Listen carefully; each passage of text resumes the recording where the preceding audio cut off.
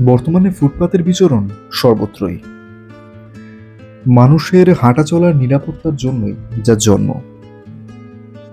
তবে কলকাতার প্রথম ফুটপাত কবে তৈরি হয়েছিল জানেন?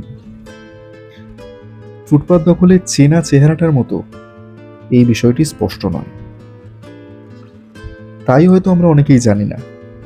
যাই হোক, কলকাতার প্রথম পাকা রাস্তা তৈরি হয় 1839 সালে, চিতপুর রোড। 1857 সালে ওরিয়েন্টাল গ্যাস কোম্পানি দ্বারা কলকাতার চৌরঙ্গি এলাকায় প্রথম গ্যাস চালিত বাতি জ্বালানো হয়। এই গ্যাস বাতির জন্যই প্রথম ফুটপাত নির্মাণের কাজ শুরু হয়েছিল। 1856 সালে পৌর সংস্থার তৎকালীন কনভার্জেন্সি অফিসার মিস্টার ক্লার্কের পরিকল্পনায় ফুটপাত তৈরি হয়।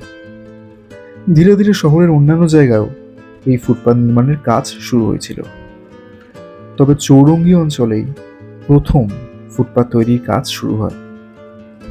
তবে শোনা যায় এই ফুটপাত তৈরির সময় তৎকালীন ব্যবসায়ীরা নাকি আপত্তি করেছিলেন। কিন্তু কেন? কারণটাই, দোকান থেকে জিনিসপত্র কিনতে আসা খদ্দেরদের নাকি তাদের গাড়ি রেখে আসতে হতো অনেকটা দূরে। যাই হোক, সেই সমস্যার সমাধান অবশ্য হয়েছিল, আর এইভাবেই কলকাতার প্রথম ফুটপাত তৈরি হয়েছিল।